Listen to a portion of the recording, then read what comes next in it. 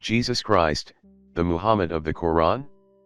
Many people may not be aware of the fact that the term Muhammad appears only 4 times in the Quran, with the name Ahmed appearing only once. Muslims have assumed that these all refer to their prophet Muhammad. However, not all are convinced that this is the case, since there are those who actually believe that in the case of the word Muhammad, these may be referring to Jesus. They base this on the assumption that the Muslim scripture may have initially been a heretical Christian text that promoted a heterodox view of Christ. According to this view, Muhammad wouldn't be a proper name but a descriptive noun referring to the one who is to be praised most often, since the word can be translated as the oft-praised one. This would comport with the biblical revelation, which proclaims that all creation is to praise and worship the Messianic King, whom the inspired New Testament writings identify as Jesus. To the chief musician. Set to the lilies. A contemplation of the sons of Korah. A song of love. My heart is overflowing with a good theme, I recite my composition concerning the King, my tongue is the pen of a ready writer. Your throne, O God, is forever and ever, a scepter of righteousness is the scepter of your kingdom. You love righteousness and hate wickedness, therefore God, your God, has anointed you with the oil of gladness more than your companions. So the king will greatly desire your beauty, because he is your Lord, worship him. I will make your name to be remembered in all generations, therefore the people shall praise you forever and ever. Psalm 45:1, 6-7, 11, 17. A Psalm of Solomon. Give the king your judgments, O God, and your righteousness to the king's son. He will judge your people with righteousness, and your poor with justice. He shall have dominion also from sea to sea, and from the river to the ends of the earth. Those who dwell in the wilderness will bow before him, and his enemies will lick the dust. The kings of Tarshish and of the isles will bring presents, the kings of Sheba and Saba will offer gifts. Yes, all kings shall fall down before him, all nations shall serve him. His name shall endure forever, his name shall continue as long as the sun. And men shall be blessed in him, all nations shall call him blessed. Psalm 72 1-2, 8-11, 17. Psalm 45. 3. Your beauty, O King Messiah, is greater than the sons of men, the spirit of prophecy has been placed on your lips, because of this the Lord has blessed you forever. 7. The throne of your glory, O Lord, lasts forever and ever, the scepter of your kingdom is an upright scepter. Psalm 72. 1. Composed by Solomon, uttered in prophecy. O God, give your just rulings to the King Messiah, and your righteousness to the son of King David. 17. May his name be invoked forever, and before the sun came to be his name was determined, so all the peoples will be blessed by his merit, and they shall speak well of him. The Psalms Targum, translated Edward M. Cook, 2001. But when he again brings the firstborn into the world, he says, let all the angels of God worship him. But to the Son he says, your throne, O God, is forever and ever, a scepter of righteousness is the scepter of your kingdom. You have loved righteousness and hated lawlessness, therefore God, your God, has anointed you with the oil of gladness more than your companions.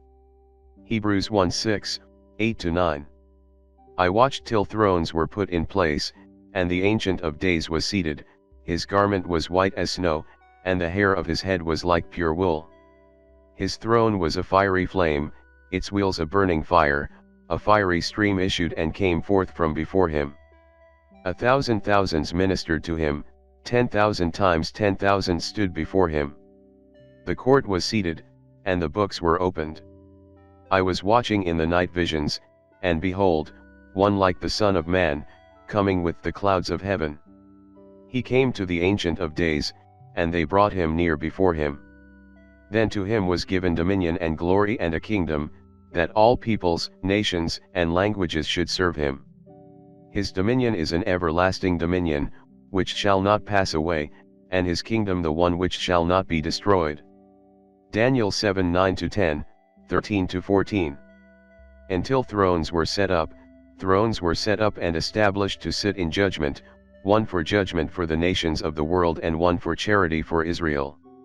And the Ancient of Days sat, the Holy One, blessed be he, was sitting in judgment on this kingdom and on those before it, who provoked him and oppressed his children. As white as snow, to whiten the iniquities of his people.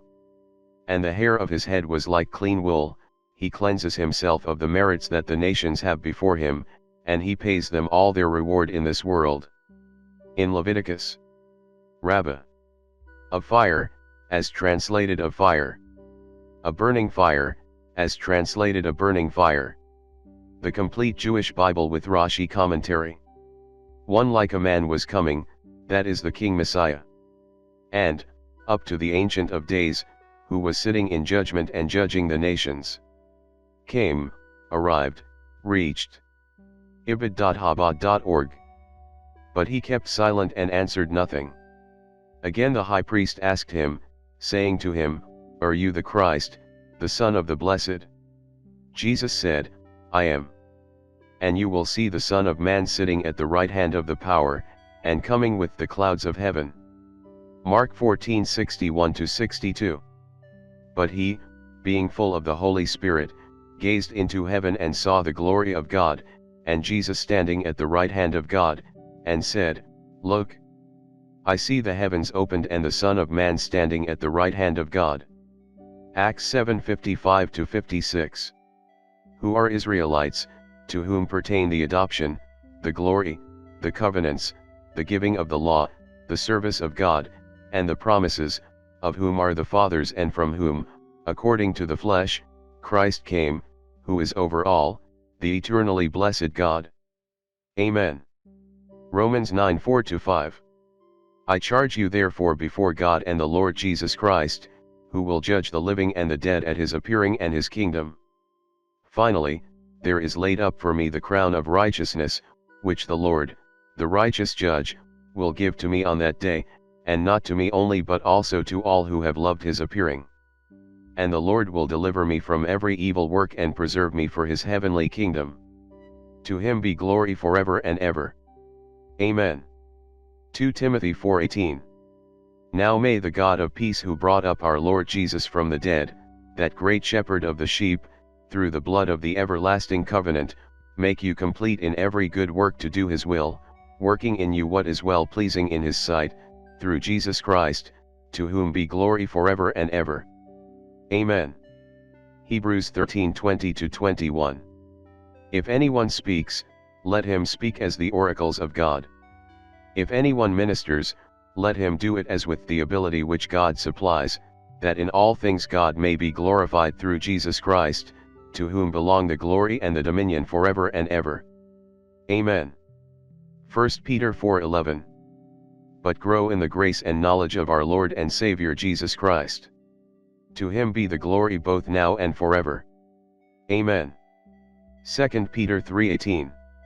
And from Jesus Christ, the faithful witness, the firstborn from the dead, and the ruler over the kings of the earth. To him who loved us and washed us from our sins in his own blood, and has made us kings and priests to his God and Father, to him be glory and dominion forever and ever. Revelation 1:5-6. Now when he had taken the scroll, the 4 living creatures and the 24 elders fell down before the Lamb, each having a harp, and golden bowls full of incense, which are the prayers of the saints.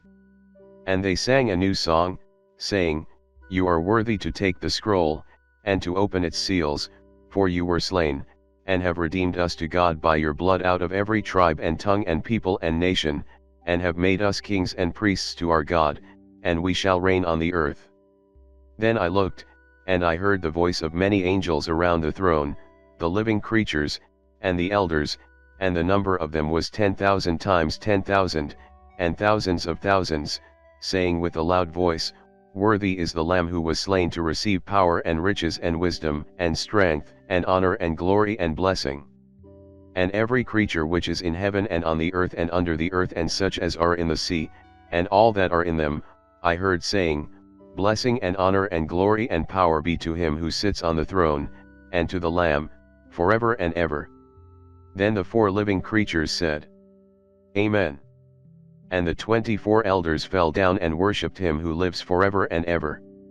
Revelation 5:8-14. With the foregoing in view, I am going to look at the 4 cases where Muhammad is used and render it as the oft-praised one, to see if the texts are better explained as references to Christ, as opposed to the so-called Prophet of Islam. First example. Not is the oft-praised one. Muhammadan. The father of any one of your men, but he is the messenger of Allah and seal of the prophets. And Allah is of everything all-knower. S 33:40. Compare. According to the New Testament writings, it is Jesus who is the seal of the prophets, since he perfectly fulfills the prophecies and commandments of God. Do not labor for the food which perishes, but for the food which endures to everlasting life, which the Son of Man will give you, because God the Father has set his seal on him. John 6:27. Do not think that I came to destroy the law or the prophets. I did not come to destroy but to fulfill. For assuredly, I say to you, till heaven and earth pass away, one jot or one tittle will by no means pass from the law till all is fulfilled. Matthew 5:17-18. For I tell you, what is written must yet be accomplished in me, and he was numbered with the transgressors. Indeed, what is written concerning me has a fulfillment. Luke 22:37. Modern English Version. Then he said to them, O foolish ones, and slow of heart to believe in all that the prophets have spoken. Ought not the Christ to have suffered these things and to enter into his glory? And beginning at Moses and all the prophets, he expounded to them in all the scriptures the things concerning himself. Then he said to them, These are the words which I spoke to you while I was still with you, that all things must be fulfilled which were written in the law of Moses and the prophets and the Psalms concerning me. And he opened their understanding, that they might comprehend the scriptures. Then he said to them, Thus it is written, and thus it was necessary for the Christ to suffer and to rise from the dead the 3rd day, Luke 24:25-27, 44-46. And when he had removed him, he raised up for them David as king, to whom also he gave testimony and said, I have found David the son of Jesse, a man after my own heart, who will do all my will. From this man's seed, according to the promise, God raised up for Israel a Savior, Jesus, after John had first preached, before his coming, the baptism of repentance to all the people of Israel. And as John was finishing his course, he said, Who do you think I am? I am not he. But behold, there comes one after me, the sandals of whose feet I am not worthy to loose. Men and brethren, sons of the family of Abraham, and those among you who fear God, to you the word of this salvation has been sent. For those who dwell in Jerusalem, and their rulers, because they did not know him, nor even the voices of the prophets which are read every Sabbath, have fulfilled them in condemning him. And though they found no cause for death in him, they asked Pilate that he should be put to death. Now when they had fulfilled all that was written concerning him, they took him down from the tree and laid him in a tomb. But God raised him from the dead. He was seen for many days by those who came up with him from Galilee to Jerusalem, who are his witnesses to the people. And we declare to you glad tidings, that promise which was made to the fathers. God has fulfilled this for us their children, in that he has raised up Jesus. As it is also written in the 2nd Psalm, You are my son, today I have begotten you. Acts 13:22-33. And Jesus truly wasn't the father of any man, since he never got married and therefore never sired any children. Second example. And those who believe and do righteous deeds, and believe in what is revealed to the oft-praised one. Muhammadan. And it is the truth from their Lord, he will remove from them their misdeeds, and improve their condition. S 47:2. Compare. Once again, the God-breathed scriptures testify that it is the revelation brought by Jesus Christ that brings about the forgiveness of sins and a transformed life. And that repentance and remission of sins should be preached in his name to all nations, beginning at Jerusalem. And you are witnesses of these things. Behold, I send the promise of my Father upon you, but tarry in the city of Jerusalem until you are endued with power from on high. Luke 24:47-49.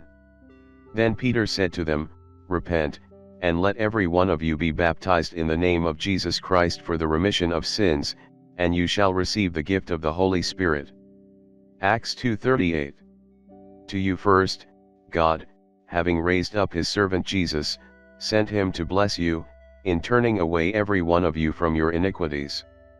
Acts 3:26. The word which God sent to the children of Israel, preaching peace through Jesus Christ, he is Lord of all.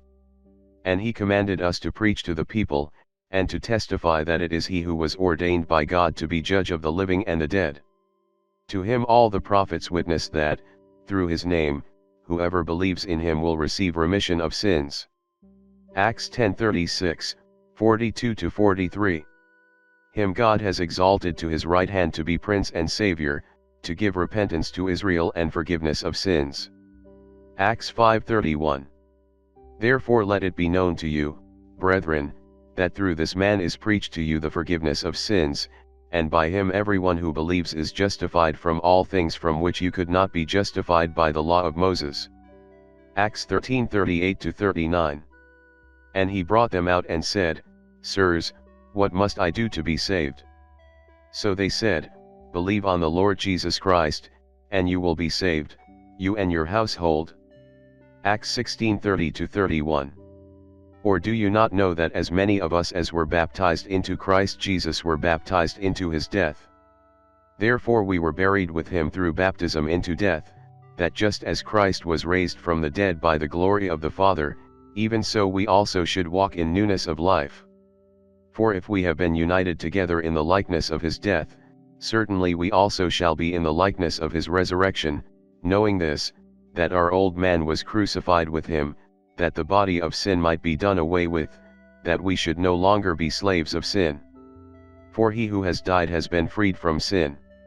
Now if we died with Christ, we believe that we shall also live with him, knowing that Christ, having been raised from the dead, dies no more. Death no longer has dominion over him. For the death that he died to sin once for all, but the life that he lives to God. Likewise you also, reckon yourselves to be dead indeed to sin, but alive to God in Christ Jesus our Lord. Therefore do not let sin reign in your mortal body, that you should obey it in its lusts. And do not present your members as instruments of unrighteousness to sin, but present yourselves to God as being alive from the dead, and your members as instruments of righteousness to God. For sin shall not have dominion over you, for you are not under law but under grace. What then? Shall we sin because we are not under law but under grace? Certainly not.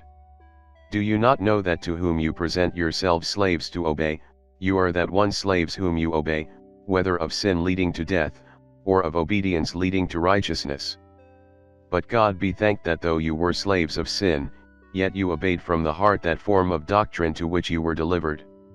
And having been set free from sin, you became slaves of righteousness. I speak in human terms because of the weakness of your flesh. For just as you presented your members as slaves of uncleanness, and of lawlessness leading to more lawlessness, so now present your members as slaves of righteousness for holiness. For when you were slaves of sin, you were free in regard to righteousness. What fruit did you have then in the things of which you are now ashamed? For the end of those things is death. But now having been set free from sin, and having become slaves of God, you have your fruit to holiness, and the end, everlasting life. For the wages of sin is death, but the gift of God is eternal life in Christ Jesus our Lord. Romans 6:3-23. I beseech you therefore, brethren, by the mercies of God, that you present your bodies a living sacrifice, holy, acceptable to God, which is your reasonable service. And do not be conformed to this world, but be transformed by the renewing of your mind, that you may prove what is that good and acceptable and perfect will of God. Romans 12:1-2. Now the Lord is the Spirit, and where the Spirit of the Lord is, there is liberty. But we all, with unveiled face, beholding as in a mirror the glory of the Lord, are being transformed into the same image from glory to glory, just as by the Spirit of the Lord.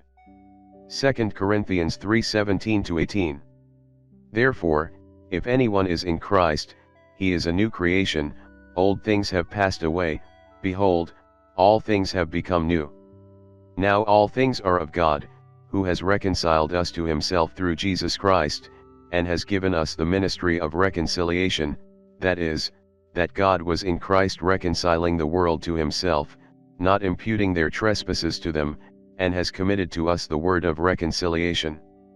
Now then, we are ambassadors for Christ, as though God were pleading through us, we implore you on Christ's behalf, be reconciled to God. For he made him who knew no sin to be sin for us, that we might become the righteousness of God in him. 2 Corinthians 5:17-21. Third example. The oft-praised one, Muhammadan, is the messenger of Allah, and those who are with him are firm against the disbelievers and merciful among themselves. You see them bowing and prostrating, seeking bounty from Allah and pleasure. Their mark is on their faces from the trace of the prostration. That is their similitude in the Torah, and their similitude in the Injil is like a seed which sends forth its shoot then strengthens it, then it becomes thick and it stands upon its stem delighting the sowers that he may enrage by them the disbelievers. Allah has promised those who believe and do righteous deeds among them, forgiveness and a reward great. S 48:29. Compare.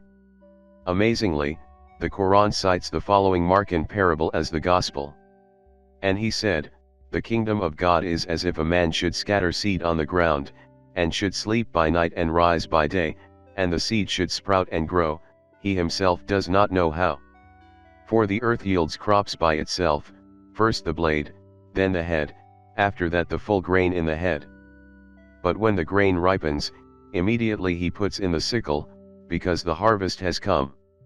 Mark 4:26-29. The following Muslim translators had no problem admitting that the aforementioned Quranic text is actually referring to Mark's parable. The similitude in the Gospel is about how the good seed is sown and grown gradually, even beyond the expectation of the sower, the seed should spring and grow up, he knoweth not how, for the earth bringeth forth fruit of herself, first the blade, then the ear, after that the full corn in the earth. Mark 4:27-28. Yusuf Ali, The Holy Quran, Meaning and Translation. This parable is found in a sermon of the Prophet Jesus that has been reported in the New Testament, thus. And he said, so is the kingdom of God as if a man should sick seed into the ground, and should sleep, and rise night and day, and the seed should spring and grow up, he knoweth not how. For the earth bringeth forth fruit of herself, first the blade, then the ear, after that the full corn in the ear. But when the fruit is brought forth, immediately he putteth in the sickle, because the harvest is come. Mark 4:26-29. And he said, whereunto shall we liken the kingdom of God? Or with what comparison shall we compare it? It is like a grain of mustard seed, which, when it is sown in the earth, is less than all the seeds that be in the earth, but when it is sown, it groweth up, and becometh greater than all herbs, and shooteth out great branches, so that the fowls of the air may lodge under the shadow of it. Mark 4:30-32. The last portion of this sermon is also found in Matthew 13:31-32. Asabul Alamat, meaning of the Quran. We, thus, have additional confirmation that the Quran does in fact acknowledge the canonical Gospels as the inscripturation of the very Gospel that God revealed through the Lord Jesus. In light of this, it is hard to argue that Muhammad here does not refer to Christ himself as the oft-praised one. Fourth example. And not is the oft-praised one, Muhammadan. Except a messenger, certainly had passed away before him the messengers, kad kalat min qablihi al-rusulu. So if he died or is slain, will you turn back on your heels? And whoever turns back on his heels, then never will he harm Allah in anything. And Allah will reward the grateful ones. S 3:144. Compare. Interestingly, The only other time that the Quran mentions the messengers of the past that have died is in direct reference to Jesus. Not as the Messiah, son of Maryam, but a messenger, certainly had passed away before him the messengers, kad kalat min qablihi al-rusulu. And his mother was truthful. They both used to eat the food. See how we make clear to them the signs, then see how they are deluded. S575. Once again, it seems hard to deny that Muhammad is not a proper name for the Islamic prophet of later tradition. Rather, it is a title or descriptive noun referring to Jesus Christ, who is the one who is worthy of being praised forever and ever.